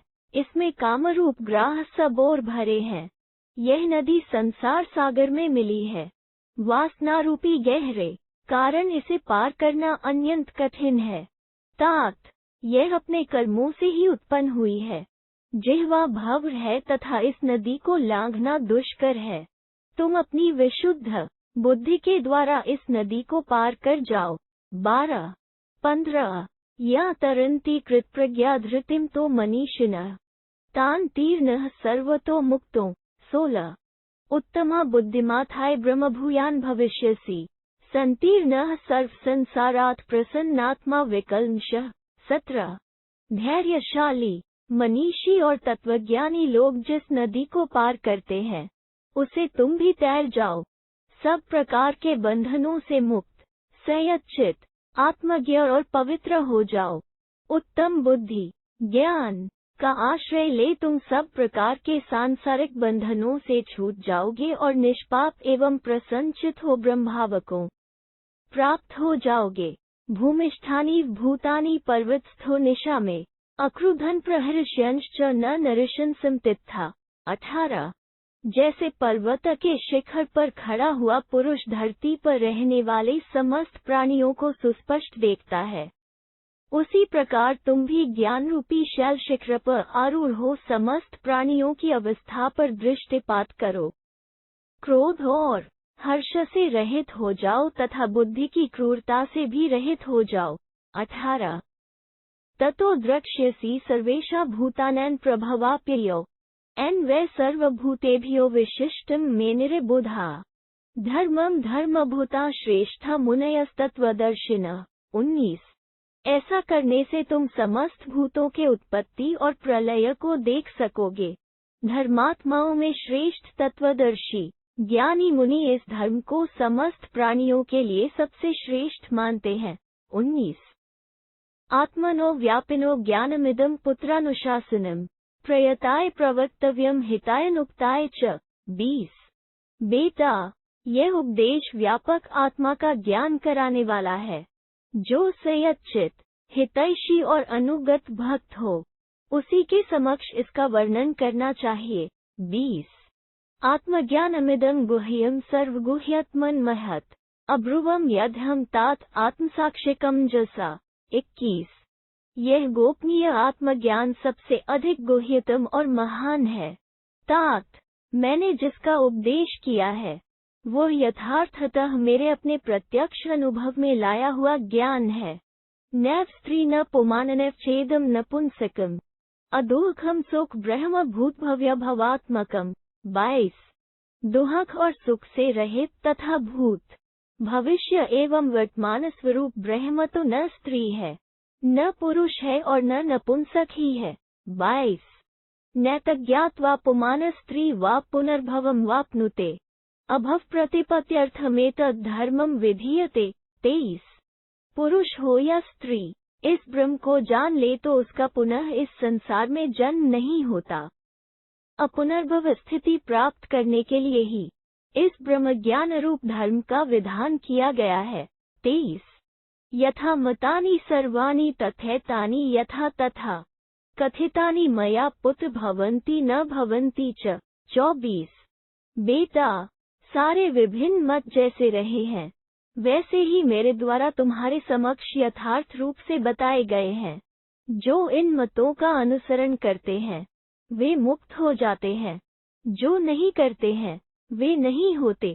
24 तत्प्रीतियुक्तेन गुणान्वितेन पुत्रेण सत्पुत्र दमान्वितेन पृष्ठो हि संप्रीतम न यथार्थ ब्रूयात् सुतस्येह यदुत्मय तत्।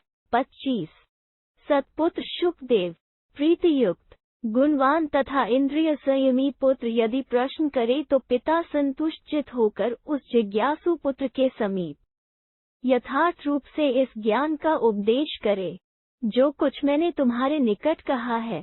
25 इति श्री महाभारते शांति पर्वणि मोक्षधर्म पर्वणि शुकानुप्रश्ने 50 250।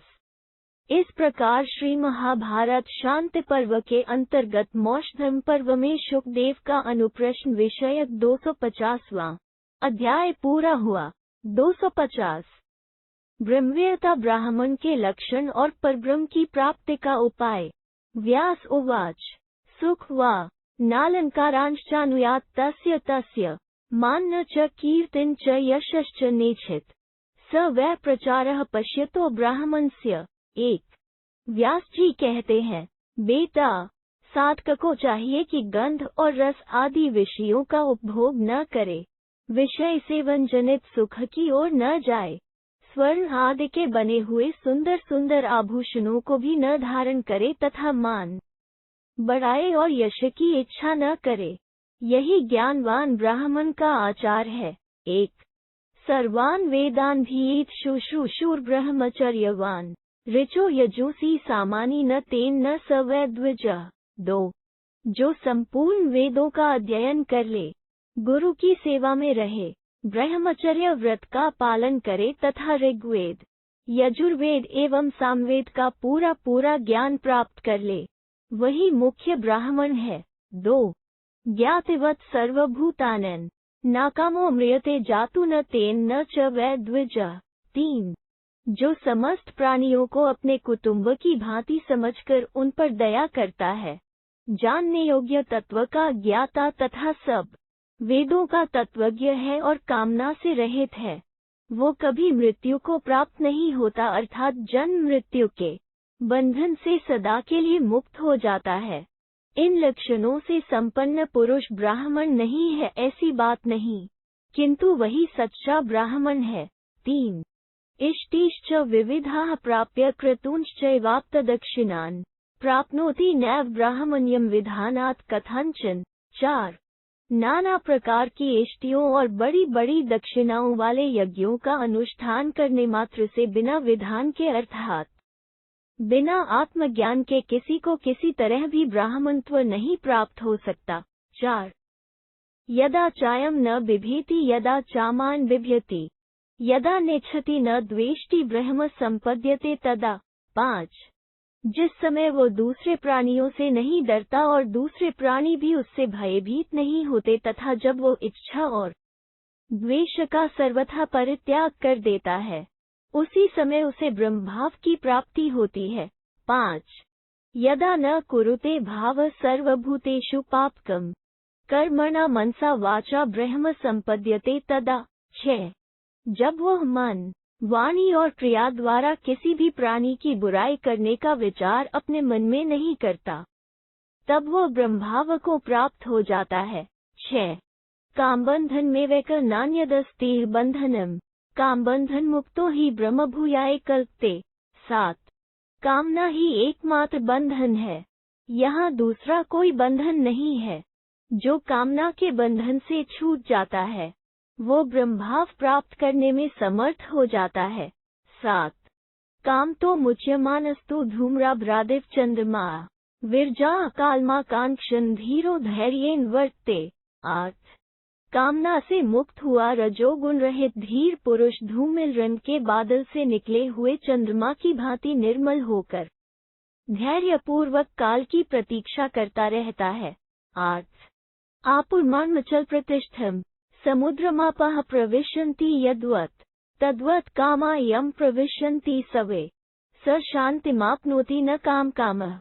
9 जैसे नदियों के जल सब ओर से परिपूर्ण और अविचल प्रतिष्ठा वाले समुद्र में उसको विचलित न करते हुए ही समा जाते हैं, उसी प्रकार सब भोग जिस स्थित प्रज्ञ पुरुष में किसी प्रकार का विकार उत्पन्न किए बिना ही प्रविष्ट हो जाते हैं, वही पुरुष परम शांति को प्राप्त होता है, भोगों को चाहने वाला नहीं।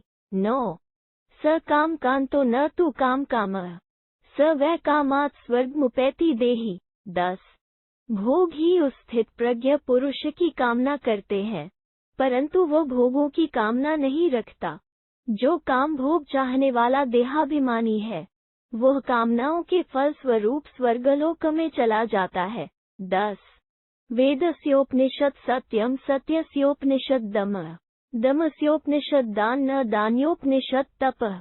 11 वेद का सार है सत्य वचन, सत्य का सार है इंद्रियों का संयम, संयम का सार है दान और दान का सार है तपस्या। 11 सुखस्योपनिषद स्वर्ग स्वर्गस्योपनिषद क्षमः।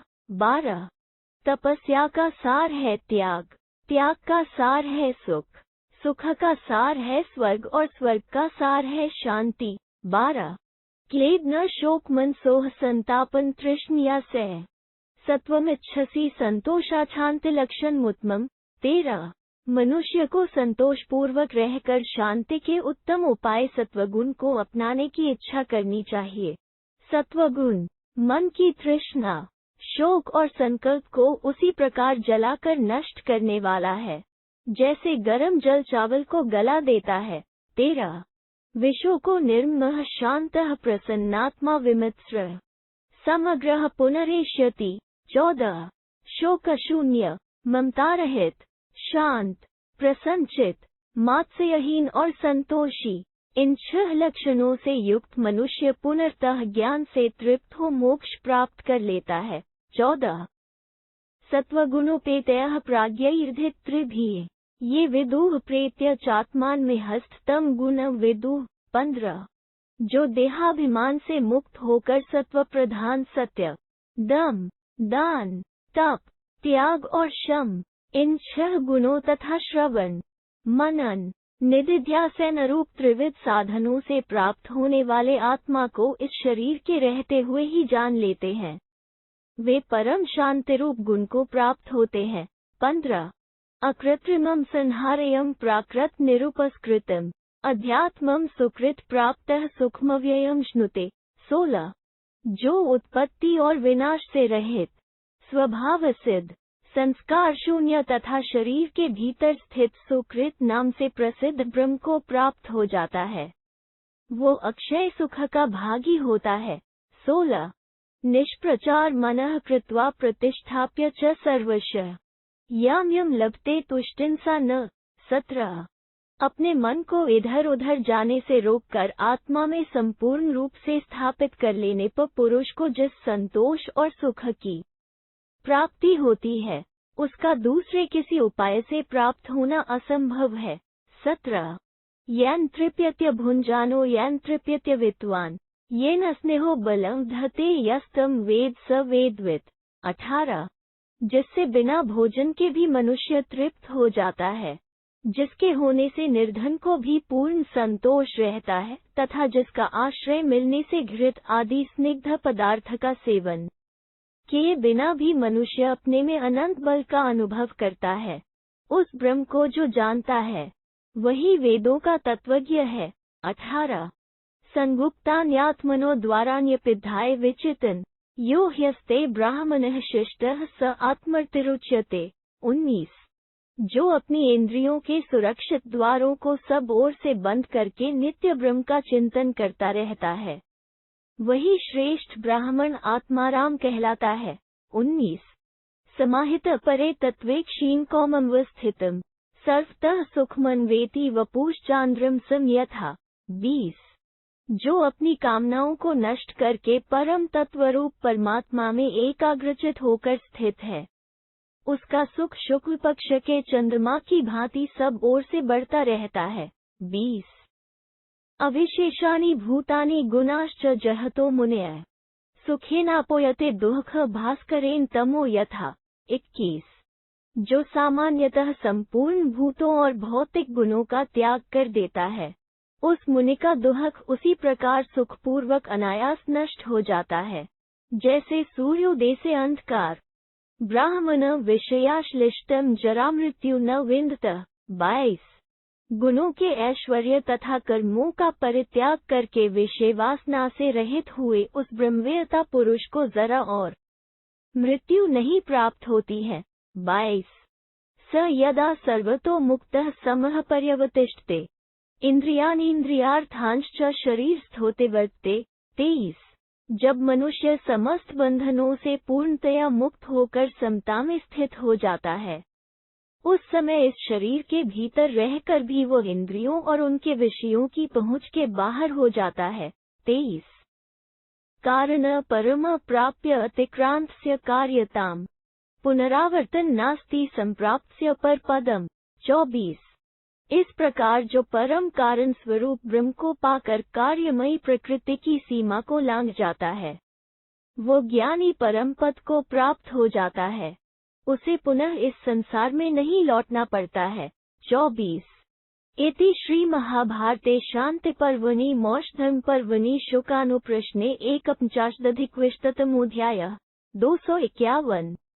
इस प्रकार श्री महाभारत शांति पर्व के अंतर्गत मौषधर्म पर्व में शुकदेव का अनुप्रश्न विषयक 251वां अध्याय पूरा हुआ।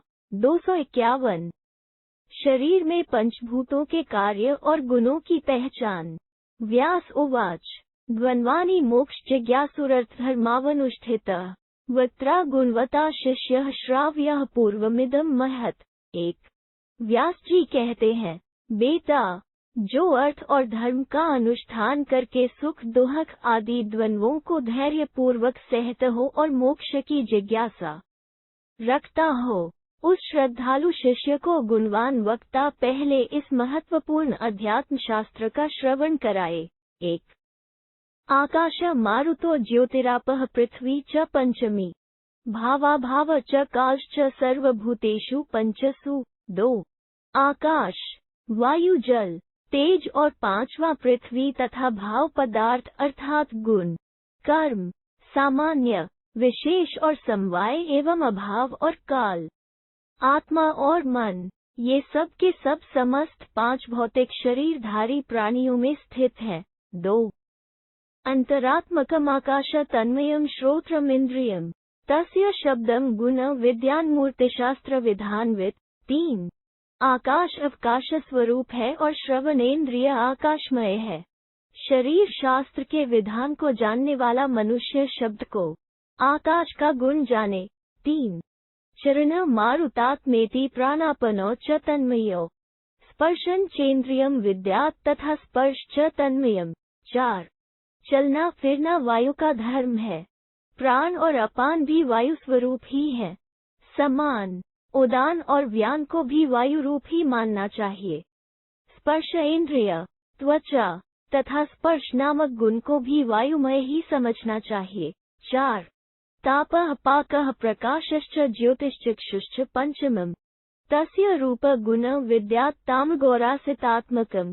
5 ताप, पाक, प्रकाश और नेत्रेंद्रिय, ये सब तेज या अग्नि तत्व के कार्य हैं। श्याम, गौर और ताम्र आदि वर्ण वाले रूप को उसका गुण समझना चाहिए।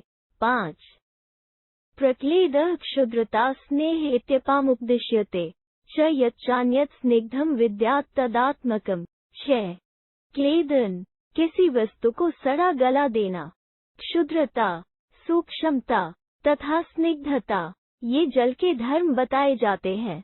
रक्त, मज्जा तथा अन्य जो कुछ स्निग्ध पदार्थ हैं, उन सबको जलमय समझे। 6 रस चेन्द्रियम जिह्वा रसश्चापा गुणो मतः संघातः पार्थिवो धातुर्स्थिदन्तं खानी च। 7 रसनेन्द्रिय, जिह्वा और रस, ये सब जल के गुण माने गए हैं। शरीर में जो संघात या कड़ापन है, वो पृथ्वी का कार्य है।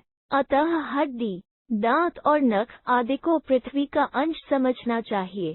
7 शमश्रु रोम च केशाश्च शिरा स्नायु च चर्म च इंद्रियम घ्राण संज्ञात नासिकेत्यभिसंज्ञेता।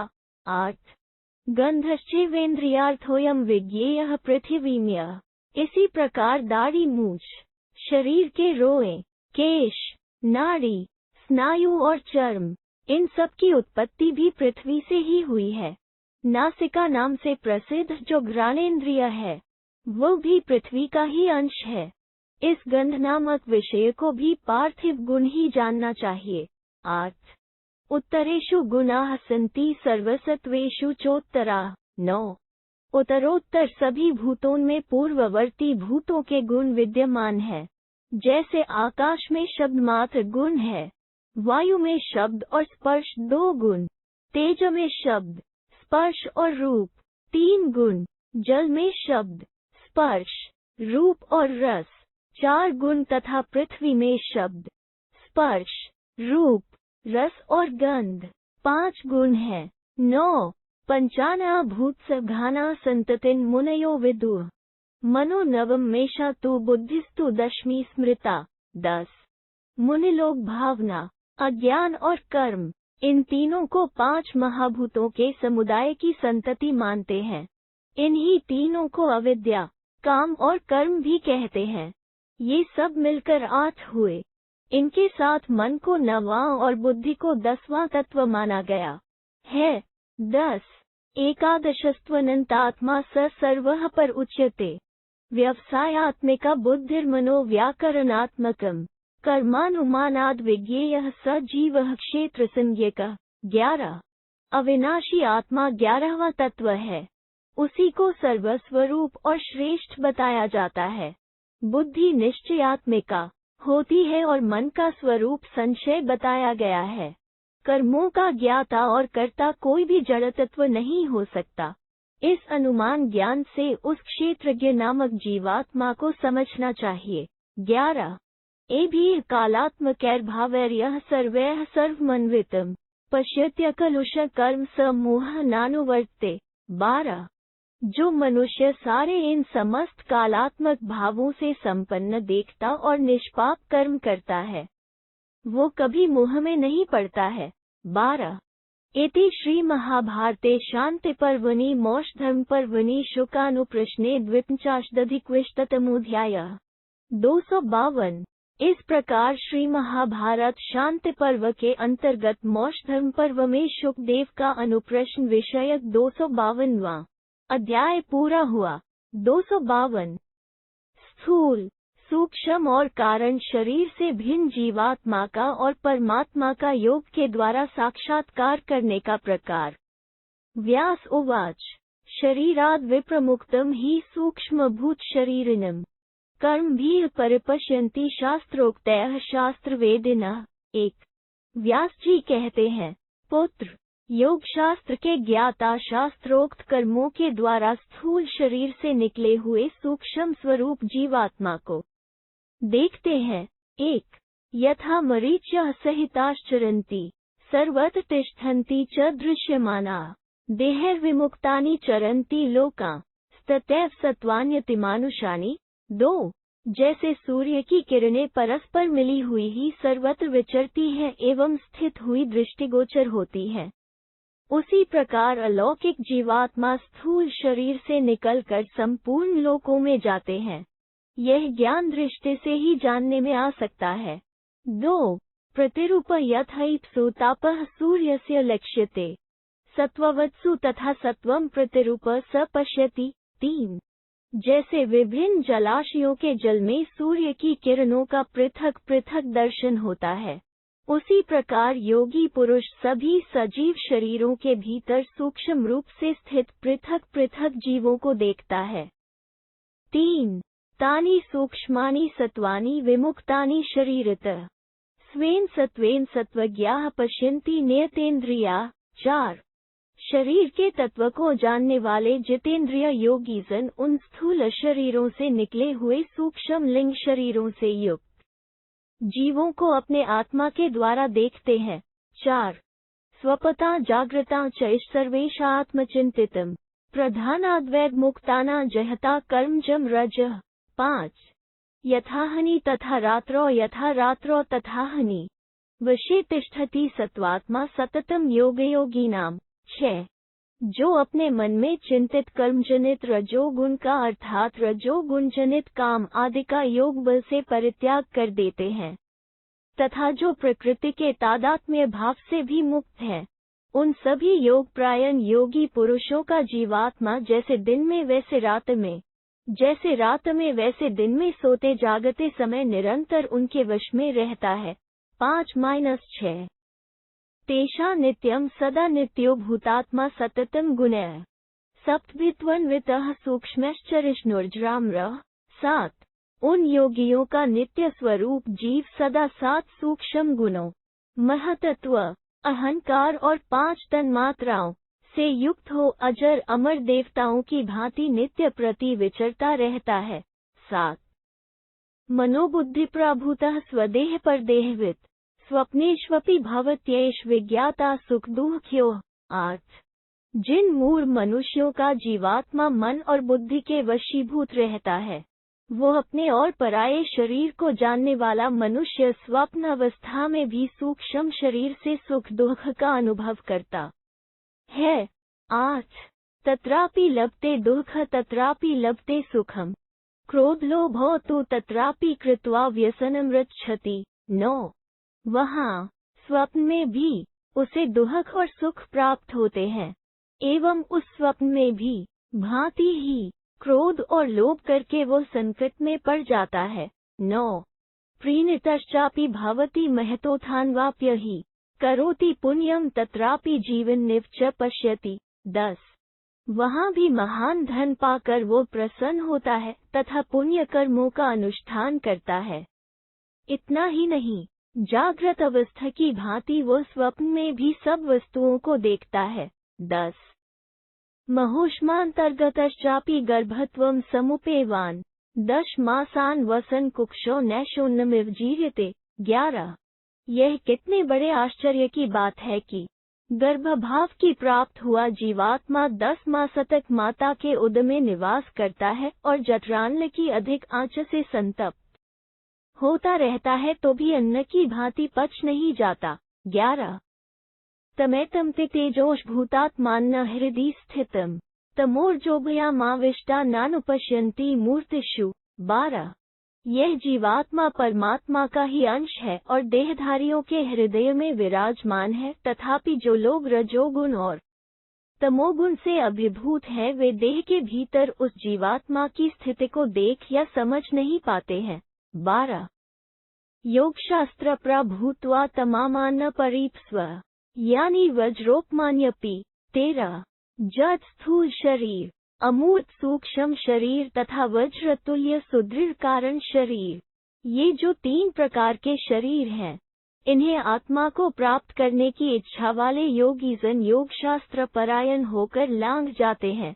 13 प्रतिभूतेषु सृष्टेषु चतुर्थाश्रम कर्मसु समाधो योग में वैच्छांदल्यः शम ब्रवीत। 14 संन्यास आश्रम के कर्म भिन्न भिन्न प्रकार के बताए गए हैं। उनमें समाधि के विषय में मैंने जो कुछ बताया है, इसी को शांडिल्य मुनि ने शम के नाम से शांडिल्य ब्राह्मण में कहा है। 14 विदित्वा सप्त सूक्ष्मानि षण्ड च महेश्वरम प्रधान विनियोगज्ञः परब्रह्मानुपश्यति। 15 जो पंचमात्रा तथा मन और बुद्धि, इन 7 सूक्ष्म तत्वों को शाश्वत जानकर एवं 6 अंगों से यानी ऐश्वर्यों से युक्त महेश्वर का ज्ञान प्राप्त करके इस बात को जान लेता है कि त्रिगुणात्मिका प्रकृति का परिणाम ही यह संपूर्ण जगत है, वो परब्रह्म परमात्मा का साक्षात्कार कर लेता है। 15 इति श्री महाभारते शांति पर्वणि मोक्ष धर्म पर्वणि शुकानुप्रश्ने 53 253। इस प्रकार श्री महाभारत शांति पर्व के अंतर्गत मोक्ष धर्म पर्व में शुकदेव का अनुप्रश्न विषयक 253वां अध्याय पूरा हुआ। 253 कामरूपी वृक्ष का तथा उसे काटकर मुक्ति प्राप्त करने के उपाय का और शरीर रूपी नगर का वर्णन। व्यास उवाच हृदि कामद्रुमश्चित्रो मोह सचय संभव क्रोधमान महो सिंधो विदित सा प्रसेचन। 1 तस्य चाज्ञानमाधारः प्रमादः परिसेचनम् सोभयसूयाप्लाशो ही पुरा दुष्कृत सारवान। 2 व्यास जी कहते हैं, बेटा, मनुष्य की हृदय भूमि में मोहरूपी बीज से उत्पन्न हुआ एक विचित्र वृक्ष है, जिसका नाम है काम। क्रोध और अभिमान उसके महान स्कंध हैं। कुछ करने की इच्छा उसमें जल सींचने का पात्र है। अज्ञान उसकी जड़ है, प्रमाद ही उसे सींचने वाला जल है। दूसरों के दोष देखना उस वृक्ष का पत्ता है तथा पूर्व जन्म में किए हुए पाप उसके सार भाग है। 1-2 सम्मोहचितावित्पः शोकशाखो भयानकुरः मोहनिधिः पिपासाभिलताभिर्नुवेष्टितः। 3 शोक उसकी शाखा, मोह और चिंता डालियां एवं भय उसके अंकुर हैं। मोह में डालने वाली तृष्णारूपी लताएं उसमें लिपटी हुई हैं। 3 उपास्ते महावृक्ष सुलुब्धास्तफ्लेप्स्व आयसैः संयुताः पाशैः फलदं परिवेष्ट्यतम्। 4 लोभी मनुष्य लोहे की जंजीरों के समान वासना के बंधनों में बंधकर उस फलदायक महान वृक्ष को चारों ओर से घेरकर आसपास बैठे हैं और उसके फल को प्राप्त करना चाहते हैं। 4 वशीकृत्वा तं वृक्षमपकर्षति गतः स दुःखौरन्तः जरामृण्योद्व्यो। 5 जो उन वासना के बंधनों को वश में करके वैराग्य रूप शस्त्र द्वारा उस काम वृक्ष को काट डालता है, वो मनुष्य जरा और मृत्यु जनित दोनों प्रकार के दुखों से पार हो जाता है। 5 संरोहत्यकृत प्रज्ञः सदा येन हि पादपम् स तमेव ततो हन्ति विषग्रंथिरिवातुम्। 6 परंतु जो मूर्ख फल के लोभ से सदा उस वृक्ष पर चढ़ता है, उसे वो वृक्ष ही मार डालता है। ठीक वैसे ही जैसे खाई हुई विष की गोली रोगी को मार डालती है। तस्यानुगत मूलस्य योग प्रसादाकृतिना साम्येन परमासिना। 7 उस काम वृक्ष की जड़ें बहुत दूर तक फैली हुई हैं। कोई विद्वान पुरुष ही ज्ञान योग के प्रसाद से समतारूप उत्तम द्वारा बलपूर्वक उस वृक्ष का मूलच्छेद कर डालता है। 7 एवं यो वेद कामस्य केवलस्य निवर्तनम बंध वै कामशास्त्रस्य स दुःखान्यति वर्तते। 8 इस प्रकार जो केवल कामनाओं को निवृत्त करने का उपाय जानता है तथा भोग विधायक शास्त्र बंधनकारक है, इस बात को समझता है, वो संपूर्ण दुखों को लांघ जाता है। 8 शरीर पुरमित्याहुः स्वामिनी बुद्धिरिष्यते तत्वबुद्धे शरीरस्थ मनो नामार्थ चिंतकम। 9 इस शरीर को पुर या नगर कहते हैं। बुद्धि इस नगर की रानी मानी गई है और शरीर के भीतर रहने वाला मन निश्चयात्मिका बुद्धि रूप रानी के अर्थ की सिद्धि का विचार करने वाला मंत्री है। 9 इंद्रियाणि मनः पौरस्तदथम तु पराकृति तत्र द्वो दारुणो दोषो तमो नाम रजस्तथा तदर्थमुपजीवन्ति पौराः सह पुरेश्वर। 10 इंद्रियां इस नगर में निवास करने वाली प्रजा हैं। वे मनरूपी मंत्री की आज्ञा के अधीन रहती हैं। उन प्रजाओं की रक्षा के लिए मन को बड़े बड़े कार्य करने पड़ते हैं। वहाँ 2 दारुण दोष हैं, जो रज और तम के नाम से प्रसिद्ध हैं। नगर के शासक मन, बुद्धि और जीव इन तीनों के साथ समस्त पूर्वासी रूप इंद्रियगण मन के द्वारा प्रस्तुत किए हुए शब्द आदि विषयों का उपभोग करते हैं। 10 अद्वारेण तमेवार्थ द्वो दोषावपजीवत तत्र बुद्धिर्हि दुर्धर्षा मनः सामान्यम श्नुते। 11 रजोगुण और तमोगुण, ये 2 दोष निषिद्ध मार्ग के द्वारा उस विषय सुख का आश्रय लेते हैं। वहाँ बुद्धि दुर्धर्ष होने पर भी मन के साथ रहने से उसी के समान हो जाती है। 11 पौराश्चापि मनस्त्रस्तातेषाम्पि चला स्थितिः तदर्थ बुद्धिर्ध्यास्ते सोनथः परिशीदति। 12 उस समय इंद्रिय रूपी पूर्वासी जन मन के भय से त्रस्त हो जाते हैं, अतः उनकी स्थिति भी चंचल ही रहती है। बुद्धि भी उस अनर्थ का ही निश्चय करती है, इसलिए वह अनर्थ आ बसता है। 12 यदर्थ पृथक ध्यास्ते मनस्तत्परिशीदति पृथभूत मनो बुद्धया मनो भवति केवलम। 13 बुद्धि जिस विषय का अवलंबन करती है, मन भी उसी का आश्रय लेता है। मन जब बुद्धि से पृथक होता है, तब केवल मन रह जाता है। 13 तत्रैनविधृत शून्यम रजः पर्यवतिष्ठते तन्न कुरुते सख्यम रजसा सह संगतम तम चादाय जन पौर रजसे संप्रयच्छति। 14 उस समय रजोगुण जनित काम मन को आत्मा के बल से युक्त होने पर भी विवेक से रहित होने के कारण सब ओर से घेर लेता है। तब वो काम से घिरा हुआ मन उस रजोगुण रूप काम के साथ मित्रता स्थापित कर लेता है। उसके बाद वो मन ही उस इंद्रिय रूप पूर्वासी जन को रजोगुण जनित काम के हाथ में समर्पित कर देता है, जैसे राजा का विरोधी मंत्री राज्य और प्रजा को शत्रु के हाथ में सौंप देता है। 14 इति श्री महाभारते शांति पर्वणि मोक्षधर्म पर्वणि शुकानुप्रश्ने चतुष्पंचाशदधिकविंशतितमोऽध्यायः। 254 इस प्रकार श्री महाभारत शांति पर्व के अंतर्गत मोक्षधर्म पर्व में शुकदेव का अनुप्रश्न विषयक 254वां अध्याय पूरा हुआ। 254 पंचभूतों के तथा मन और बुद्धि के गुणों का विस्तृत वर्णन। भीष्म उवाच भूतानैन परिसंख्यान भूयः पुत्र निशा में द्वैपायन मुखाद भ्रष्टम शलाघा पर्यांग। 1 भीष्म जी कहते हैं, निष्पाप पुत्र युधिष्ठिर, द्वैपायन व्यास जी के मुख से वर्णित जो पंचमहाभूतों का निरूपण है, वो मैं पुनः तुम्हें बता रहा हूँ। तुम बड़ी स्पृहा के साथ इस विषय को सुनो।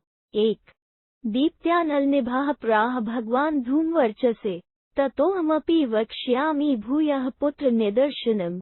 2 वत्स प्रज्वलित अग्नि के समान तेजस्वी भगवान वेद व्यास ने धूमाच्छादित अग्नि के सदृश विराजमान अपने पुत्र शुकदेव के समक्ष पहले जिस प्रकार इस विषय का प्रतिपादन किया था, उसे मैं पुनः तुमसे कहूँगा। बेटा, तुम सुनिश्चित दर्शन शास्त्र को श्रवण करो। 2 भूम्यः स्थैर्यं गुरुत्वं च काठिन्यं प्रसवार्थता। गंधो गुरुत्वं शक्तिश्च संघातः स्थापना धृति। 3 स्थिरता, भारीपन, कठिनता, कड़ापन, बीज को अंकुरित करने की शक्ति। गंध, विशालता, शक्ति, संघात, स्थापना और धारण शक्ति, ये 10 पृथ्वी के गुण हैं। 3 अपाशैत्यं रसः क्लेदो द्रवत्वं स्नेह सौम्यता। जिह्वा विसन्न चापी भौमाना श्रपन तथा। 4 शीतलता, रस, क्लेद, गलाना या गीला करना, द्रवत्व, पिघलना, स्नेह, चिकनाहट, सौम्य भाव, जिह्वा, टपकना, ओले या बर्फ के रूप में जम जाना तथा पृथ्वी से उत्पन्न होने वाले चावल दाल आदि को गला देना, ये सब जल के गुण हैं। 4 अग्निर्दूर्धर्षता ज्योतिस्तापः पाकः प्रकाशनम्। शोको रागो लघुतैष्ण्यं सततं चोर्ध्वभासिता। 5 दुर्धर्ष होना, जलना, ताप देना, पकाना, प्रकाश करना। शोक, राग, हल्कापन, तीक्ष्णता और आग की लपटों का सदा ऊपर की ओर उठना एवं प्रकाशित होना, ये सब अग्नि के गुण हैं। 5 वायुनियम स्पर्शो वाक्स्थान स्वतंत्रता। बल शीघ्रयं च मोक्ष च कर्म भव। 6 अनियत स्पर्श, वाक इंद्रिय की स्थिति, चलने फिरने आदि की स्वतंत्रता। बल, शीघ्रगामिता, मल मूत्र आदि को शरीर से बाहर निकालना। उत्क्षेपण आदि कर्म, क्रिया शक्ति, प्राण और जन्म मृत्यु, ये सब वायु के गुण हैं। 6 आकाशस्य गुणः शब्दो व्यापिव छिद्रतापि च। अनाश्रयं नालंबं व्यक्तं विकारिता। 7 अप्रतिघातिता चैव भूतत्वं विकृतानि च। गुणाः पंचाशतं प्रोक्ताः पंचभूतात्म भाविताः।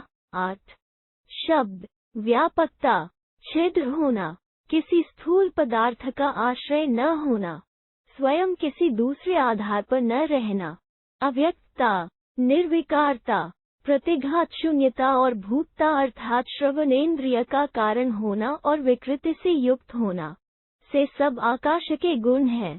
इस प्रकार पंचमहाभूतों के ये 50 गुण बताए गए हैं।